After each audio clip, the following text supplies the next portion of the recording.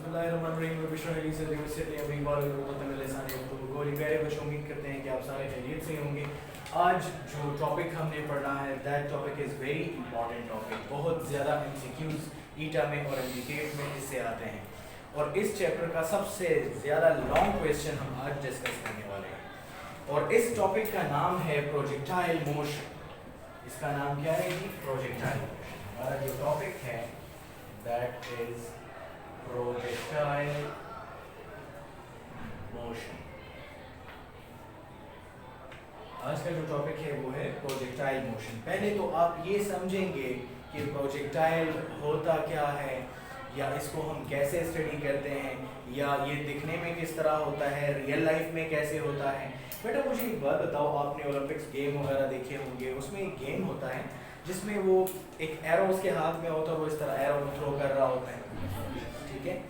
This arrow is behaving like a projectile and the motion of such arrow is called projectile motion. सही हो गया?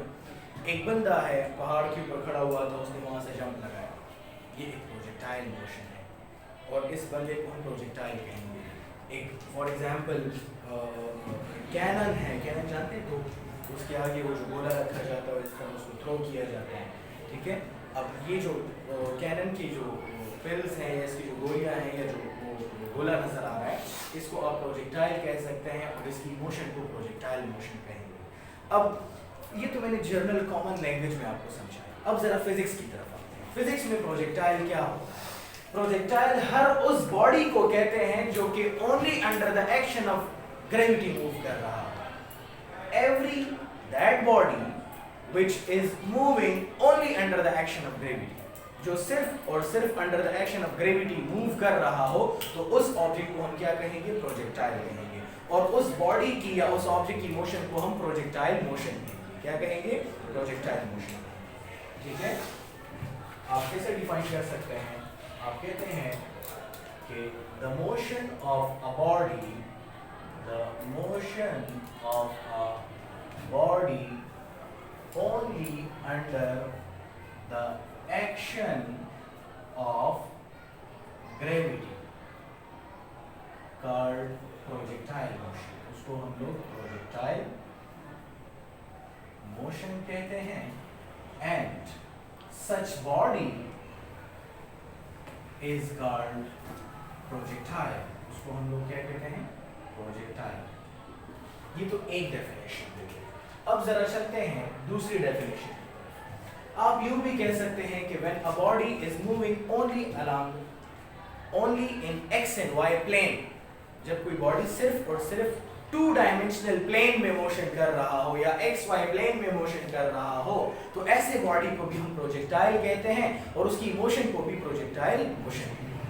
when the body is moving only in x y plane या when a body is performing two-dimensional motion, 2D plane, two-dimensional plane में अगर कोई body move कर रहा होगा तो ऐसे बॉडी को हम प्रोजेक्टाइल कहेंगे और इस बॉडी की मोशन को प्रोजेक्टाइल मोशन कहेंगे। तो आप यूं भी डिफाइन कर सकते हैं। आप कहते हैं कि when a body is moving in XY plane or in two-dimensional plane, such body is called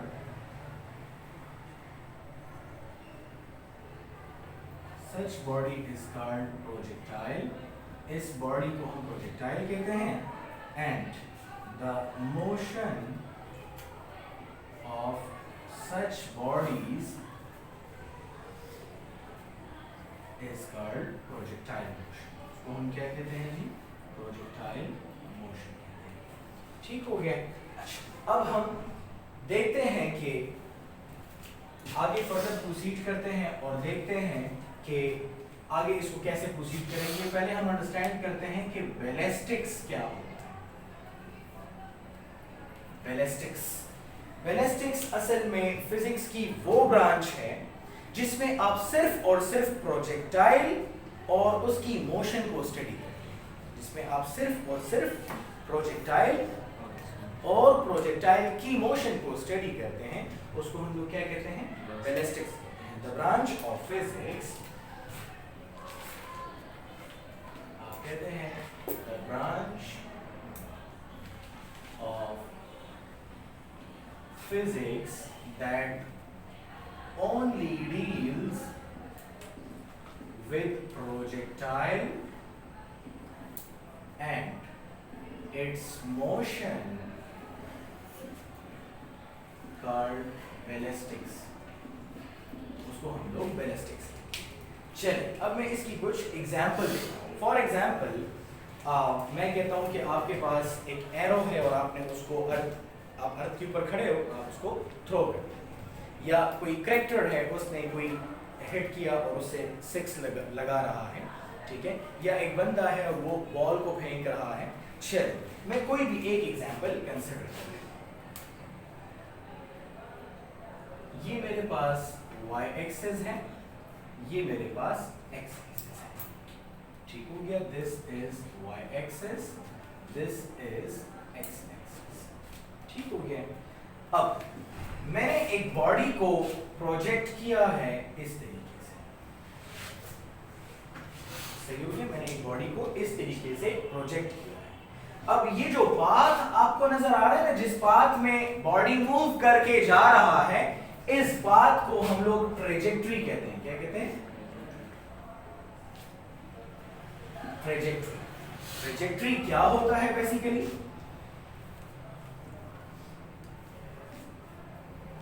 The path followed by the projectile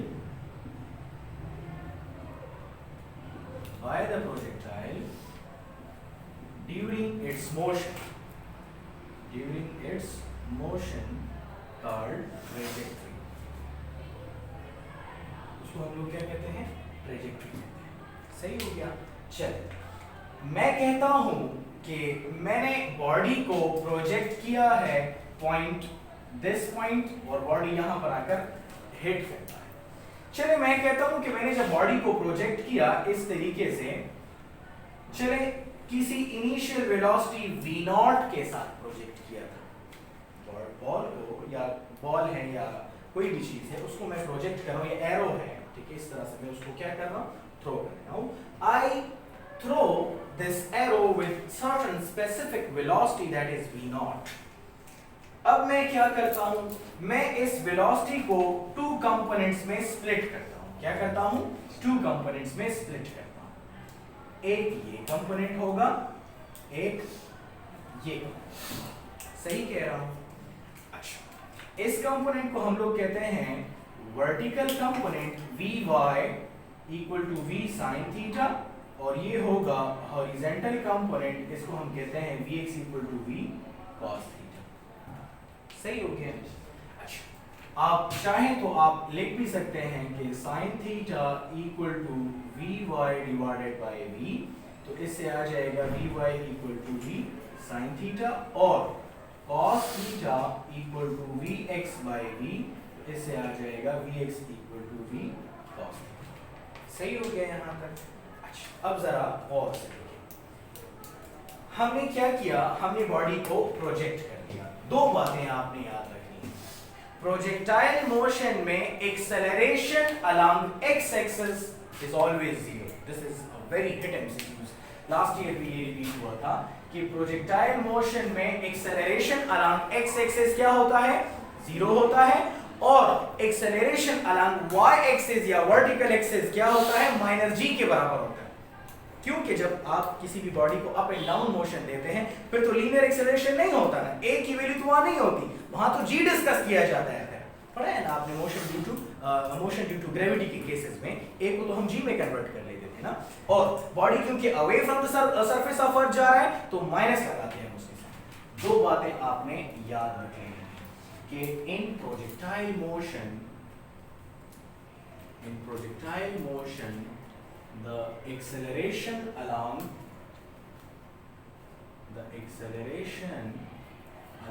x axis is 0, and along y axis is equal to minus g, as that आप कहेंगे कि acceleration जो x axis पे होगा वो क्या होगा, 0 होगा, और जो y एक्सिस पे होगा दैट विल बी h। यहाँ तक कोई मसला तो नहीं। अब जरा गौर से देखिए, अब मैं एक डायग्राम डिस्कस करता हूँ और उसमें मैं आपको दिखाता हूँ कि बॉडी जब मूव करके जाता है एक पॉइंट से दूसरे पॉइंट तक, तो हर पॉइंट पे वेलोसिटी हॉरिजॉन्टल केस क्या होता है और वर्टिकल केस क्या होता है। सही हो गया? अब जरा गौर से देखिए, ठीक है।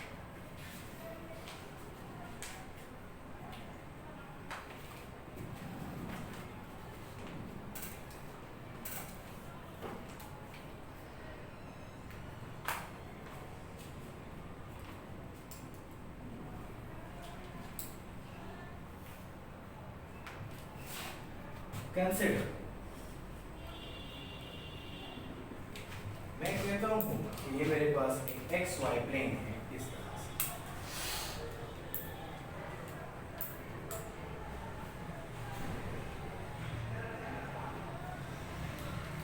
सही हो गया कि मैंने एक एक्स वाई प्लेन ले लिया। ये है जी हमारे पास वाई एक्सिस, ये है जी हमारे पास एक्स एक्सिस। दो तरह के प्लेन हमने ले लिए। अब मैं किसी भी बॉडी को प्रोजेक्ट कर देता हूँ। फॉर एग्जाम्पल मैं इस तरह से एक बॉडी को प्रोजेक्ट कर रहा हूँ, इस तरह से मैंने एक बॉडी को क्या किया, प्रोजेक्ट। अब जरा और से देखें, जब मैंने बॉडी को प्रोजेक्ट किया तो किसी स्पेसिफिक वेलोसिटी से किया होगा।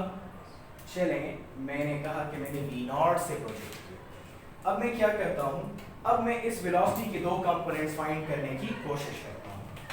एक कंपोनेंट हमारे पास ये हो जाएगा और एक कंपोनेंट ये हो जाएगा। सही हो गया? ये है हमारे पास v0 y, और ये जो कंपोनेंट हो जाएगा that is v0 x। v0 is showing you velocity, ठीक है, और ये y वर्टिकल कंपोनेंट शो कर रहा है और ये x हॉरिजॉन्टल कंपोनेंट शो कर रहा है। अब बॉडी थोड़ा सा मजीद ऊपर जाता है और थोड़ा सा मजीद ऊपर जाने के बाद बॉडी की जो वेलोसिटी है वो कुछ इस तरह होती है, देखें इस तरह से, ठीक है। वही v0 वेलोसिटी के साथ बॉडी ऊपर की तरफ जा रहा है। अब हमने इसको मजीद क्या कर लिया है, वर्टिकल वेलोसिटी हम लोग इसकी देख रहे हैं, ठीक है। ये है वेलोसिटी का हॉरिजॉन्टल कंपोनेंट और ये है वेलोसिटी का वर्टिकल कंपोनेंट। सही हो गया? ये है हमारे पास v0 y और ये है v0 x। अब जब बॉडी बिल्कुल पीक पे पहुंच जाता है, इस पॉइंट पे पहुंच जाता है, बिल्कुल टॉप वाले पोजीशन पे पहुंच जाता है, इस पोजीशन पे भी अगर मैं इसकी वेलोसिटी को चेक करूंगा तो बॉडी की हॉरिजॉन्टल वेलोसिटी तो है, क्या वर्टिकल वेलोसिटी है बॉडी की? यहाँ पर बॉडी मजीद ऊपर जा रहा है नहीं, मतलब वर्टिकल वेलोसिटी बॉडी की क्या हो जाती है इस पॉइंट पे, 0 हो जाती है, ठीक है। यहाँ पर बॉडी की जो वर्टिकल वेलोसिटी है वो 0 हो जाती है और v0 y 0 हो जाएगा और v0 x जो है ना वो सिर्फ v0 के इक्वल हो जाएगा, क्योंकि बॉडी जिस वेलोसिटी से प्रोजेक्ट किया है वही वेलोसिटी उसके पास मौजूद है, जो कि हॉरिजॉन्टल कंपोनेंट भी वही है, क्योंकि वर्टिकल तो है ही नहीं, तो एक ही वेलोसिटी बची और एंड दैट इज v0 जिससे आप इनिशियली प्रोजेक्ट किया। अच्छा, अब बॉडी नीचे की तरफ आ रहा है, स्लोली ग्रेजुअली बॉडी कहां पर आ रहा है, नीचे की तरफ आ रहा है। चलिए इस पॉइंट पे बॉडी पहुंच जाता है, ठीक है। यहां पर भी मैं दो कंपोनेंट्स को फाइंड कर लेता हूं। एक कंपोनेंट ये हो जाएगा, एक ये कंपोनेंट हो जाएगा और एक ये। यहां पर ये वाला जो कंपोनेंट है ये हॉरिजॉन्टल कंपोनेंट ऑफ वेलोसिटी होगा और ये वाला जो कंपोनेंट है ये वर्टिकल कंपोनेंट ऑफ वेलोसिटी होगा। चलिए, बॉडी आपके पास लास्ट में कहां तक पहुंच जाता है, इस पॉइंट तक पहुंच जाता है और ग्राउंड के साथ आकर क्या हो जाता है, टच हो जाता है। अब जरा और से देखिएगा, यहां पर इसको भी हम लोग दो कंपोनेंट्स में स्प्लिट कर लेते हैं, ठीक है। ये थोड़ा सा ये एक्स एक्सिस में y लिख लेता हूँ, सही हो गया। बॉडी जो है वो हमने क्या कर लिया, फॉर एग्जांपल इस पॉइंट तक बॉडी जो है आ रहा होता है, या मतलब ग्राउंड को आके टच कर लेता है।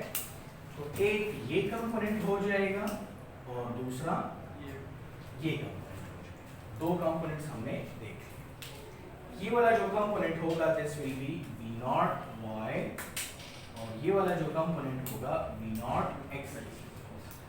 सही हो गया। ये हमने बॉडी की वेलोसिटीज को देखा, लेकिन वेरियस पॉइंट्स के ऊपर देखा। बॉडी की वेलोसिटीज को देखा लेकिन डिफरेंट पॉइंट्स के ऊपर देखा। अब हम लोग क्या करेंगे, अब हम लोग कुछ टर्म्स को स्टडी करेंगे कि बॉडी की मतलब प्रोजेक्टाइल मोशन को स्टडी करने के लिए कौन कौन से टर्म्स जरूरी होते हैं। इसमें डिफरेंट टर्म्स हैं। पहला है वेलोसिटी। वेलोसिटी का मतलब हम ये देखेंगे कि इस प्रोजेक्टाइल ने यूनिट सेकंड में कितना डिस्टेंस या इसके जो डिस्प्लेसमेंट में चेंज है वो कितना आया है। फिर हम ये देखेंगे कि इस प्रोजेक्टाइल की टाइम ऑफ फ्लाइट कितनी है, इसने यहाँ से यहाँ तक आने में टाइम कितना लिया है। फिर हम ये देखेंगे कि इसकी रेंज कितनी है। रेंज का मतलब हॉरिजॉन्टली ये बॉडी इस पॉइंट से इस पॉइंट आने के लिए लेंथ इसने कितनी कवर की है। फिर इसके बाद हम ये देखेंगे कि बॉडी ने मैक्सिमम हाइट तक पहुंचने में कितना टाइम लगाया था। समझ आ रही है। और याद रखें कि बॉडी को आपने प्रोजेक्ट किया है, आपका क्या ख्याल है, किसी एंगल पे नहीं प्रोजेक्ट किया होगा, किया होगा। और हम ये भी देखेंगे कि बॉडी को हम किस एंगल से फेंकें ताकि वो बिल्कुल मैक्सिमम डिस्टेंस तक जाकर वो रीच करे। आपने देखा होगा ये ओलंपिक्स गेम्स वगैरह में इस तरह होता है कि वो जो जितने भी कैंडिडेट्स होते हैं, एक भी एरो को थ्रो करता है, दूसरा भी थ्रो करता है, तीसरा भी थ्रो करता है, जो सबसे दूर थ्रो करता है वो विनर होता है। Am I right? Yes, sir. असल में वो डिपेंड किस चीज पे करता है, किसने जो है ना 45 डिग्री पे बॉडी को थ्रो किया। याद रखें, जो बॉडी आप 45 डिग्री पे थ्रो करोगे ना वो ज्यादा दूर तक जाएगा, वो ज्यादा रेंज कवर करेगा, वो ज्यादा रेंज कवर करेगा। लेकिन कोशिश आपने करनी होगी कि 45 पे फेंके। तो जो कैंडिडेट 45 पे फेंकेगा उसका जो एरो होगा वो ज्यादा दूर तक जा सकता है। सही कह रहा हूं मैं, यहाँ कोई मसला तो नहीं है। अब जरा हम फाइंड करते हैं horizontal and vertical component of velocity. जरा गौर से देखिए, सही है।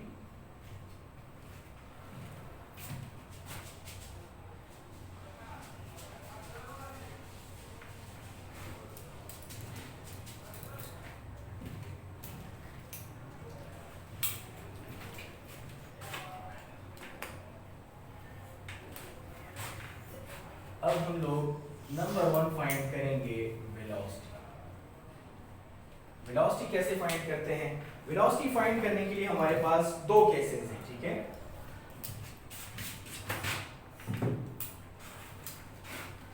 अच्छा, using first equation of motion, आप फर्स्ट इक्वेशन ऑफ मोशन को यूज करेंगे। और फर्स्ट इक्वेशन ऑफ मोशन आपको याद होगा Vf equal to Vi plus AT। सही कह रहा हूं? अच्छा चल, ये हम कर रहे हैं अलोंग x एक्सिस के लिए, और दोबारा से हम यही इक्वेशन यूज करेंगे लेकिन किसके लिए? y एक्सिस के लिए, ठीक है। और से देखिएगा, अच्छा ये थोड़ा सा और से देखिएगा, this is a bit tricky। जब हम हॉरिजॉन्टल एक्सिस पे जाएंगे तो हॉरिजॉन्टल एक्सिस पे इसको भी x करेंगे, इसको भी x करेंगे, इसको भी x करेंगे। टाइम को तो x नहीं किया जा सकता ना, टाइम तो इंडिपेंडेंट क्वांटिटी है। अच्छा, जब हम y की बात करेंगे तो इसको भी y करेंगे, इसको भी y करेंगे, इसको भी y करेंगे, ठीक है। x एक्सिस में सारी डिस्कशन x की होगी, y एक्सिस में सारी डिस्कशन y की होगी। अब जरा देखते हैं, हमें मालूम है कि Vfx जो है ना वो Vx के इक्वल होता है। here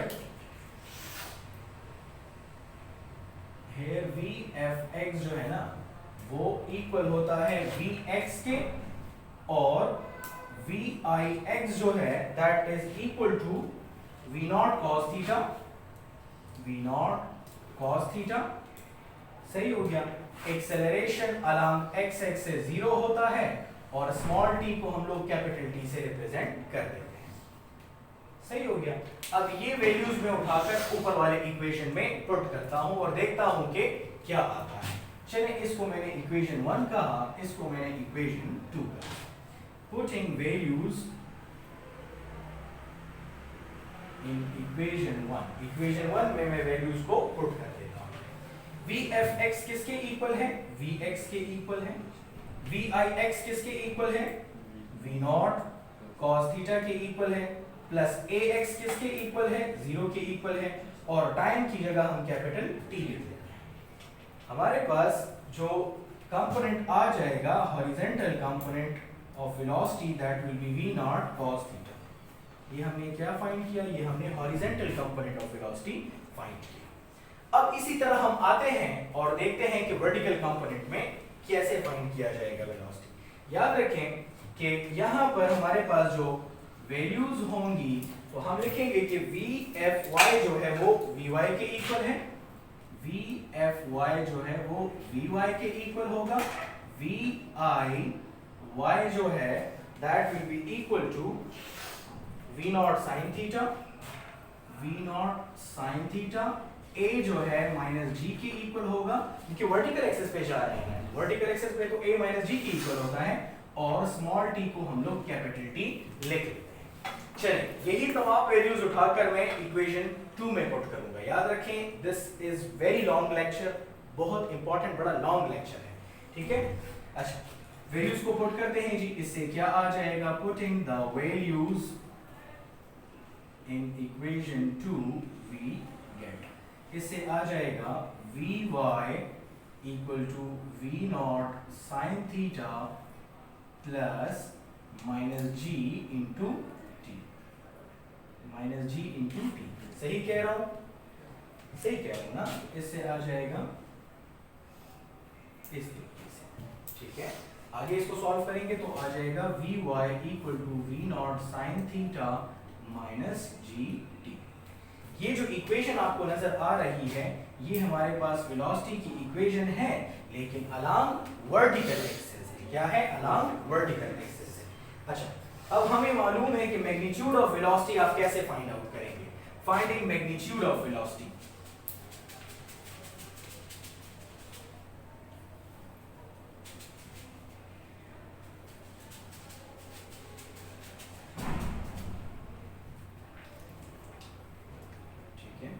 ये तो एक टर्म हमने फाइंड किया। अब हम क्या फाइंड कर रहे हैं? Now finding magnitude of velocity. Velocity का हम मैग्नीट्यूड फाइंड आउट करेंगे। आपको पता है कि वेलोसिटी v जो है वो under the root vx square vy square के इक्वल है। पाइथागोरस थ्योरम अप्लाई किया है हमने, सही है।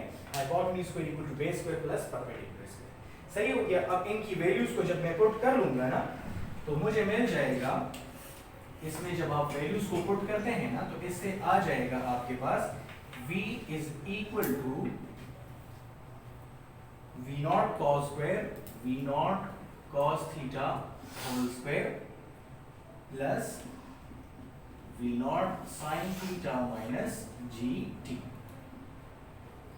ये हमारे पास क्या आ जाएगा? ये हमारे पास वेलोसिटी का मैग्नीट्यूड आ जाएगा। अच्छा ये तो हमने magnitude of velocity find out किया। अब अगर मैं डायरेक्शन फाइंड आउट करना चाहूं कि वेलोसिटी का डायरेक्शन क्या होगा, उसके लिए क्या करेंगे? टेंजेंट थीटा यूज करेंगे। रेजोल्यूशन पे मैंने किया था ना टेंजेंट थीटा, सही है। नाउ फाइंडिंग डायरेक्शन या थीटा, इसके लिए हम क्या करते थे? Theta equal to tangent inverse of vertical component divided by horizontal component, ऐसे ही होता था। जरा वैल्यूज को पुट कर लीजिए। इससे आ जाएगा theta equal to tangent inverse. अच्छा हमारे पास जो वर्टिकल कंपोनेंट है that is v0 sin theta minus gt divided by v0 cos theta. ये हमने क्या फाइंड किया? ये हमने एंगल की वैल्यू फाइंड की कि आपके पास बॉडी किस एंगल के साथ प्रोजेक्ट हुआ है। Body is projected by which angle, किस एंगल के साथ आपने बॉडी को प्रोजेक्ट किया है, इसकी बात करना। सही हो गया यहाँ तक? अब जरा और से देखिए, अब हम फाइंड करेंगे मैक्सिमम हाइट। ये साइड इरेज कर रहा हूं सही।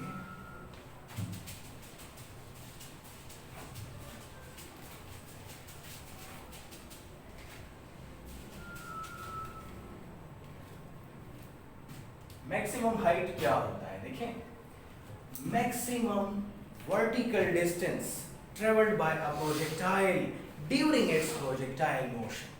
अपने प्रोजेक्टाइल मोशन के दौरान किसी भी प्रोजेक्टाइल ने मैक्सिमम कितनी हाइट अटेन की है, उस हाइट को हम क्या कहते हैं, मैक्सिमम हाइट कहते हैं। क्या कहते हैं, मैक्सिमम हाइट कहते हैं। तो आप कैसे डिफाइन करेंगे? अच्छा, सेकंड थिंग हम डिस्कस कर रहे हैं, that is maximum height. Second thing हम देखेंगे maximum height.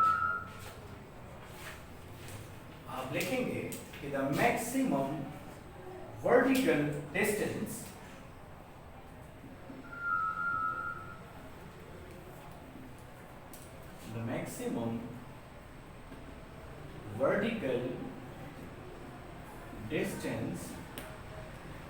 traveled by projectile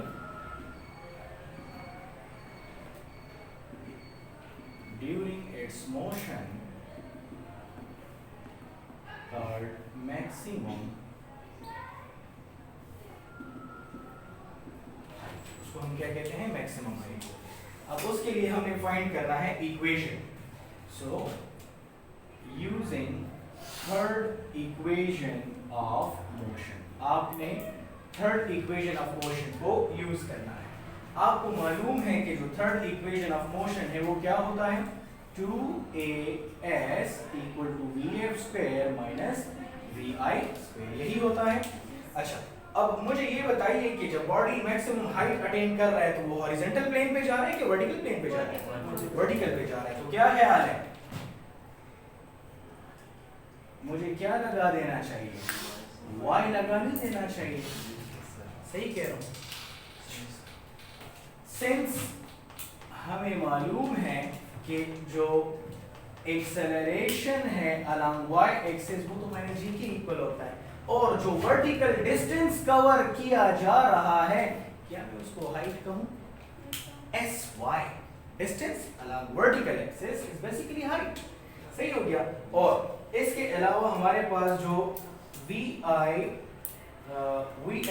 है, vfy जो है ये जस्ट vy के इक्वल हो जाएगा, और viy जो है that will B v naught sine theta.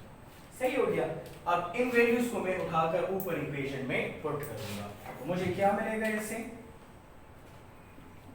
Putting the values in equation above, ऊपर वाले इक्वेशन में इसको पुट कर लेते हैं। तो इससे आ जाएगा 2ay की जगह पर माइनस g आ जाएगा, sy की जगह पर हम h लिख लेंगे, ये हो जाएगा vy होल स्क्वायर माइनस ये हो जाएगा v naught sine theta whole square. यहां तक सही कह रहा हूं, कोई मसला तो नहीं है? सही है। इससे आ जाएगा minus 2gh equal to v square y minus v naught square sine square theta, ऐसे आ जाएगा। अच्छा, अब जरा और से देखें। इसके बाद आपको मालूम है कि ये जो वर्टिकल वेलोसिटी है, बॉडी जब वर्टिकल वेलोसिटी तक पहुंच जाता है, मतलब मैक्सिमम हाइट तक पहुंच जाता है, उसके बाद तो वो नीचे जाना शुरू हो जाता है।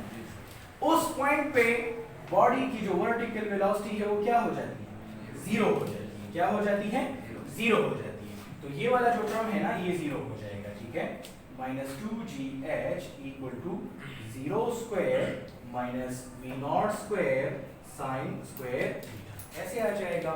अब जरा और से देखिए। ठीक है,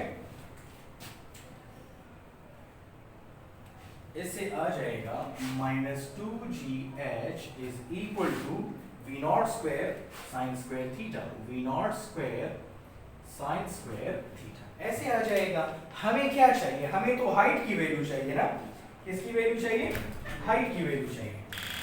यहां पर हमने ये वाला टर्म तो माइनस है, ये वाला टर्म लेफ्ट और राइट दोनों साइड्स पे हमारे पास टर्म्स क्या है, नेगेटिव है। तो ये माइनस इस माइनस से फिनिश हो जाएगा, dividing 2g both hand sides, dividing 2g both hand sides, दोनों साइड पे हमने क्या कर लिया, डिवाइड कर लिया। तो इससे आ जाएगा 2g, या डायरेक्ट लिख लेता हूं कि h is equal to v naught square sine square theta divided by 2g। ये जो इक्वेशन नजर आ रही है, this equation will be used to find the maximum height of the projectile during its projectile motion. सही है, तो इसको हम यूज करेंगे ताकि हम ये फाइंड कर सकें कि बॉडी ने मैक्सिमम कितना डिस्टेंस कवर किया है ड्यूरिंग प्रोजेक्टाइल मोशन। सही हो गया। अब हम इसके बाद अगले टॉपिक की तरफ जाते हैं, that is time of flight. ठीक है, टाइम ऑफ फ्लाइट क्या होता है वो जरा देख लेते हैं। सही है, कि ये वाली साइड में इरेज कर रहा हूं।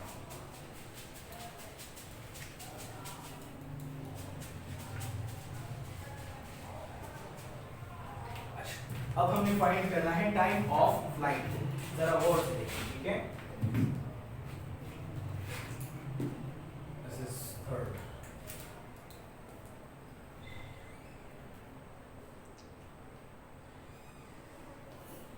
टाइम ऑफ फ्लाइट को कैसे डिफाइन करते हैं, आप कहते हैं कि द मैक्सिमम, या यूं कह ले that time taken by a projectile from point of projection to the point where it touches the ground again. जिस पॉइंट से मैंने प्रोजेक्ट किया उस पॉइंट से शुरू होकर वापस जब वो ग्राउंड को टच करेगा, तो इस प्रोसेस में उसने कितना टाइम यूज किया, उसको हम क्या कहेंगे, टाइम ऑफ प्रोजेक्टाइल कहेंगे। सही है, तो कैसे डिफाइन करेंगे, the time taken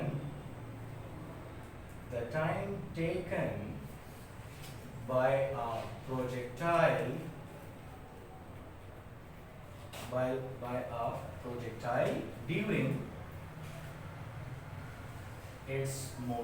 during its motion called time of flight। उसको हम लोग क्या कहेंगे, टाइम ऑफ फ्लाइट कहेंगे। सही हो गया। अब उसके लिए हमने क्या करना होगा, इक्वेशन को फाइंड करना होगा। क्या करना होगा, इक्वेशन को फाइंड करेंगे। सही है, using second equation of motion, using second equation of motion. आपने मोशन की जो सेकंड इक्वेशन है वो यूज करनी है, and that is s is equal to vit plus 1 by 2 at square। सही कह रहा हूं। अच्छा, अब हमें मालूम है कि यहां पर जो मोशन हो रही है वो कौन से एक्सिस पे हो रही है, अलोंग y एक्सिस। ठीक है, क्योंकि प्रोजेक्टाइल मोशन तो होती ही अलोंग y एक्सिस है। ठीक है, तो हम कहेंगे इधर भी y लगा ले, इधर भी y लगा ले, इधर भी y लगा ले। ठीक है, अच्छा,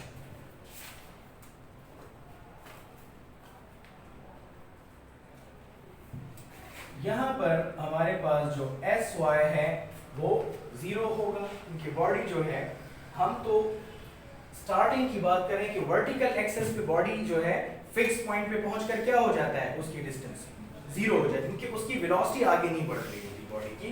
तो sy हमने 0 ले लिया। अच्छा, फिर है हमारे पास y जो है, y जो है वो v नॉट साइन थीटा के बराबर आ जाएगा, ay जो है माइनस g के बराबर आ जाएगा। ये वैल्यूज उठाकर मैं ऊपर पुट कर दूंगा और स्मॉल t को कैपिटल T में कन्वर्ट कर लेंगे। इसको जरा पुट कर लीजिए, तो इससे आ जाएगा बाय पुटिंग द वैल्यूज, आपने वैल्यूज को उठाना है और पुट करना है, by putting the values in equation above, ऊपर वाले इक्वेशन में आप जरा पुट करेंगे तो इससे क्या मिलेगा आपको, इससे मिलेगा 0 is equal to v i y किसके बराबर है, वी नॉट साइन थीटा के बराबर, और ये कैपिटल T के बराबर प्लस 1/2, ए वाई जो है ना वो माइनस जी के बराबर, और टाइम को हम लोगों ने कैपिटल T ले लिया। सही हो गया, इससे आ जाएगा, ठीक है, 0 equal to v naught sine theta T minus 1/2 GT। सही कह रहा हूं। इस टर्म को मैं इधर शिफ्ट कर लेता हूं, इस टर्म को मैं क्या करता हूं, इस साइड पे शिफ्ट कर लेता हूं तो इससे आ जाएगा, सही है। यहां पर हमारे पास एक छोटी सी गलती हमने कर दी, दैट इज स्क्वायर लगाना था यहां पर, ठीक है। 1/2 GT स्क्वायर, ये देखिए टी स्क्वायर है ना, तो इसके ऊपर तो स्क्वायर होना चाहिए, सही हो गया।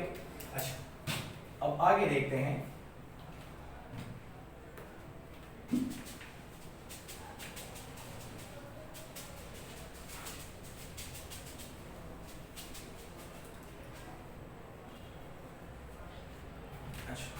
इसको इस साइड पे शिफ्ट करेंगे तो ये हो जाएगा 1/2 GT स्क्वायर, और क्या रह गया इधर, V0 sin theta t, V0 sin theta t। क्या मैं t को दोनों साइड से कैंसिल कर सकता हूं?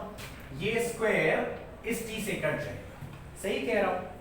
आपके पास जो इक्वेशन रह जाएगी that will be GT/2 equal to V0 sin theta, यही रह जाएगी। 2 को मैं उधर मल्टीप्लाई कर लेता हूं by cross multiplication, GT equal to 2V0 sin theta.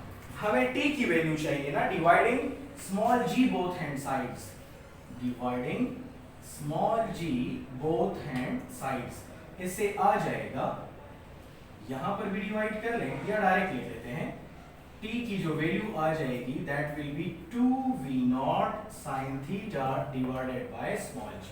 ये जो इक्वेशन आ गई हमारे पास, ये हमारे पास टाइम ऑफ फ्लाइट की इक्वेशन आई है। इसकी इक्वेशन आई है टाइम ऑफ फ्लाइट की। ये टाइम ऑफ फ्लाइट की इक्वेशन आई है कि बॉडी ने पॉइंट, स्टार्टिंग पॉइंट से एंड पॉइंट तक रीच करने में टोटल इतना टाइम लिया।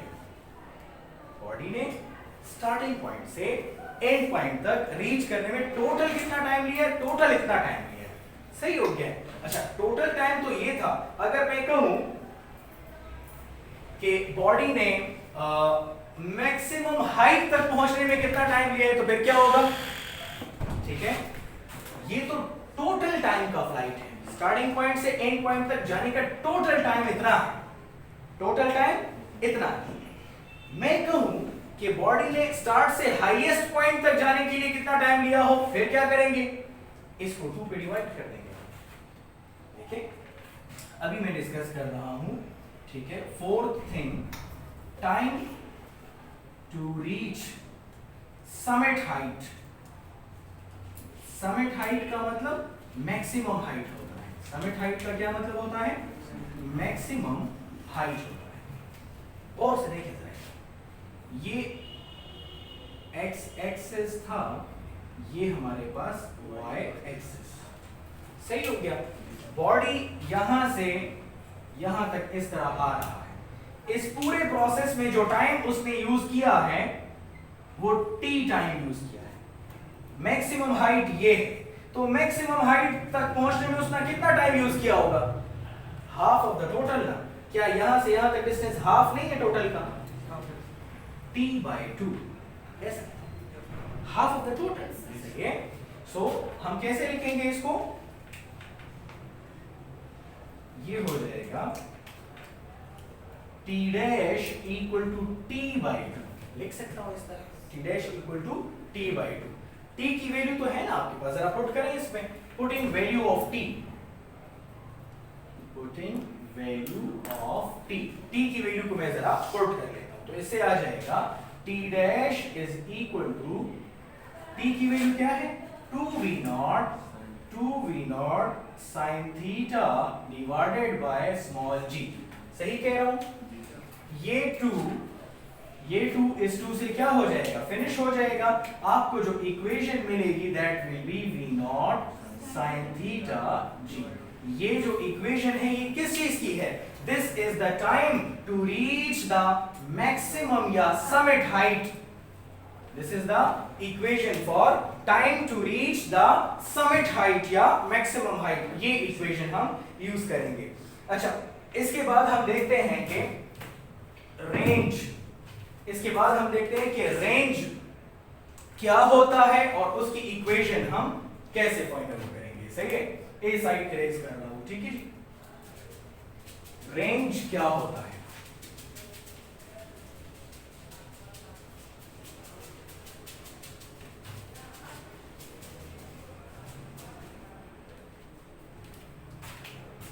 कौन सा पॉइंट है? अब फिफ्थ पॉइंट हम डिस्कस करेंगे कि रेंज क्या होता है। सही है, रेंज। मुझे ये बताइए कि रेंज क्या है। देखिए, range is the maximum horizontal distance covered by a body during its projectile motion. Body ने इस पॉइंट से इस पॉइंट तक आने में हॉरिजेंटली कितना डिस्टेंस कवर किया है, how much distance the body has covered horizontally during the motion, उसको हम लोग क्या कहते हैं? रेंज ऑफ प्रोजेक्टाइल कहते हैं। ठीक है, कैसे डिफाइन करेंगे? रेंज को हम आर से रिप्रेजेंट करते हैं। ठीक है, डिफाइन कैसे करते हैं? द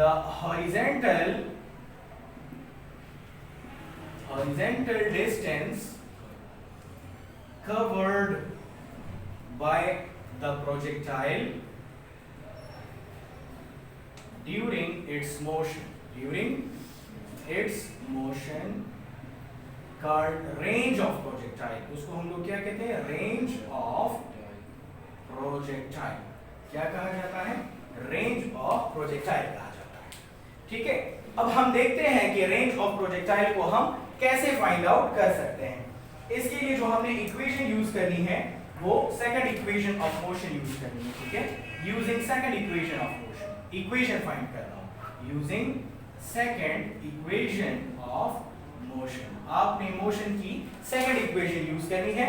आपको मालूम है S is equal to VIT plus 1/2 AT square। S is equal to VIT plus 1/2 AT square। यहां पर हमारे पास कुछ वैल्यूज हैं और वो वैल्यूज क्या है? That is VIX is equal to V naught cos theta एक वैल्यू है, और डिस्टेंस अलॉन्ग एक्स एक्सिस को हम लोग रेंज कहेंगे, और दूसरा जो है AX हमारे पास 0 हो जाएगा, AX 0 हो जाएगा, और टाइम के लिए इक्वेशन हमारे पास ऊपर मौजूद है, ये वाली इक्वेशन। और से देखिए, हम इसको अलॉन्ग एक्स एक्सिस डिस्कस कर रहे हैं, तो ये हो जाएगा x, x और x। ठीक हो गया। अब जरा गौर से देखें, वैल्यूज को हम इसके अंदर पुट करेंगे, क्या मिलेगा आपको? गौर से देखें।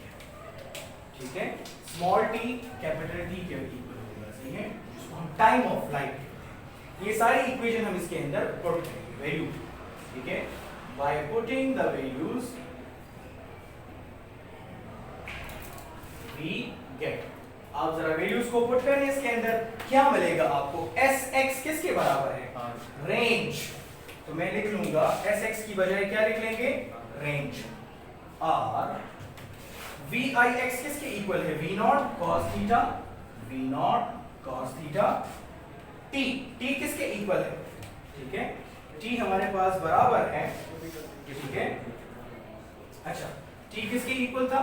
2V naught sin theta. ये देखिए, ये T की इक्वेशन है, 2V naught sin theta. Sorry,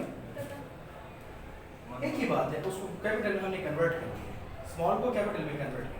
ठीक है, 2V naught sin theta divided by g, ऐसे आ जाएगा, plus 1/2 plus 1/2। Acceleration along x axis क्या है? 0 है, 0, और मल्टीप्लाइड बाय अगेन t का स्क्वायर। तो t की वैल्यू क्या है हमारे पास? 2V naught sin theta divided by g whole square, ऐसे ही आ जाएगा। क्या ये सारे टर्म्स आपस में, ये 0 इन सबको 0 नहीं कर देगा? 0 नहीं कर देगा? कर देगा। 0 multiply by anything will give you 0। अच्छा, अब जरा और से देखिए, सही हो गया। इससे हमारे पास जो इक्वेशन बचेगी that is R equal to V naught to V naught square बच जाएगा, V naught into V naught, V naught square. देखो, V naught into V naught क्या आ जाएगा? V नॉट स्क्वायर आ जाएगा, और 2 साथ में हम लिख लेंगे sin theta into cos theta divided by g। यहां तक कोई मसला तो नहीं बेटा? मैथ्स में कुछ अभी तक आप लोगों ने first formula, second formula, third formula, यही सब कुछ पढ़ा था ना। मैथ्स में, फर्स्ट ईयर की मैथ्स में कुछ और फार्मूलाज भी यूज होते हैं, what we call double angle formulas and half angle formulas. Double angle formulas या हाफ एंगल फार्मूलाज, सही है। आपको मालूम है कि according to double angle formulas, according to double angle formula, ये मैथ्स की मैं बात कर रहा हूं, ठीक है। मैथ्स वाले कहते हैं कि डबल एंगल फॉर्मूला क्या होता है, that double angle formula is, ठीक है, sin 2 theta, sin 2 theta is equal to 2 sin theta into cos theta. sin 2 theta,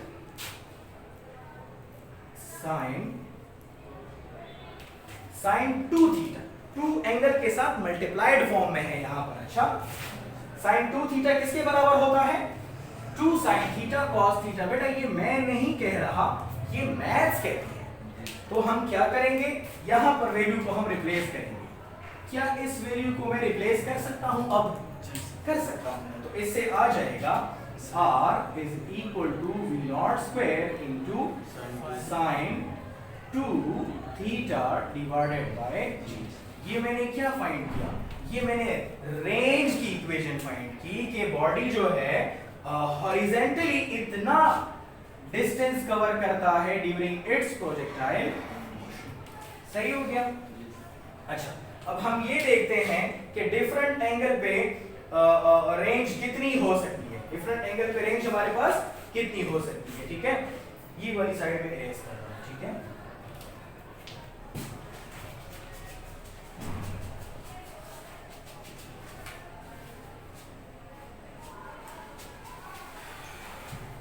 अब जरा हम देखते हैं कि मैक्सिमम रेंज हमें कौन से पॉइंट पे मिलती है। Which case we are discussing? 6 point. Maximum range. आपको मैक्सिमम रेंज कौन से एंगल पे मिलती है, याद रखें मैक्सिमम रेंज आपको हमेशा कितने डिग्री पे मिलेगा, 45 डिग्रीज पे। जब आप बॉडी को 45 डिग्री पे प्रोजेक्ट कर देते हैं, ठीक है, तो आपको मैक्सिमम रेंज मिल जाता है, ठीक है। आप जरा वैल्यू को पुट कर लेंगे तो इससे आ जाएगा, putting value in equation star. चलें, इसको मैंने इक्वेशन नंबर स्टार का नाम दे दिया। इक्वेशन स्टार में जब आप पुट करेंगे ना, तो आपके पास इक्वेशन आ जाएगी v naught square sin 2 theta divided by g। यही इक्वेशन है। इससे आ जाएगा v naught square sin 2 multiplied by 45 divided by g, और आपके पास इक्वेशन कुछ यूं आ जाएगी sin 90 डिवाइडेड बाय g। और जो रेंज की मैक्सिमम रेंज की जो इक्वेशन होगी that will be v naught square divided by g। क्यों, क्योंकि sin 90 से क्या आता है, 1 आता है। क्या आता है, 1 आता है। तो ये हमारे पास जो इक्वेशन आ गई, ये मैक्सिमम रेंज की इक्वेशन है। किसकी इक्वेशन है, मैक्सिमम रेंज की इक्वेशन है कि बॉडी मैक्सिमम रेंज इतने डिग्री पे कवर करता है। सही हो गया। अब हम देखते हैं, एक एनालिसिस किया है हमने। अब हम ये देखते हैं कि एयर रेजिस्टेंस का रेंज के ऊपर क्या इफेक्ट होता है। What is the effect of air resistance on range of the projectile? याद रखें, जितना एयर रेजिस्टेंस ज्यादा होगा उतना बॉडी कम रेंज कवर करेगा। जितना एयर रेजिस्टेंस ज्यादा होगा उतना बॉडी क्या करेगा, कम रेंज कवर करेगा। सही है। सो उसको भी डिस्कस करते हैं, ठीक है। आप कहेंगे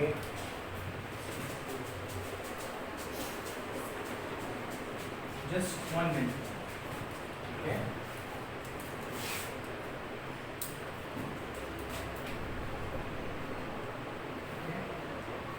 एयर रेजिस्टेंस, ठीक है। एयर रेजिस्टेंस के केस में हमारे पास रेंज क्या होगा वो जरा हम गौर से देख लेते हैं, ठीक है। रेंज विद एयर रेजिस्टेंस,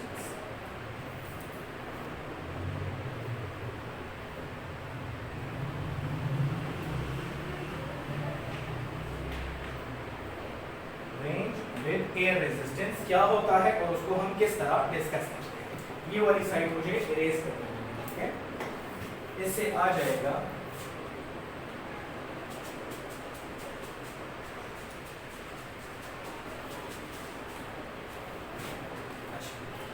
इससे हमारे पास आ जाएगा, देखें हमने क्या किया, ये हमारे पास वर्टिकल एक्सेस है, ये हमारे पास हॉरिजॉन्टल एक्सेस है, ये है वाई एक्सेस और ये है एक्स एक्सेस। ठीक है, चलिए हम बॉडी को प्रोजेक्ट कर रहे हैं, एयर रेजिस्टेंस के साथ भी करते हैं और एयर रेजिस्टेंस के मतलब विदाउट भी करते हैं।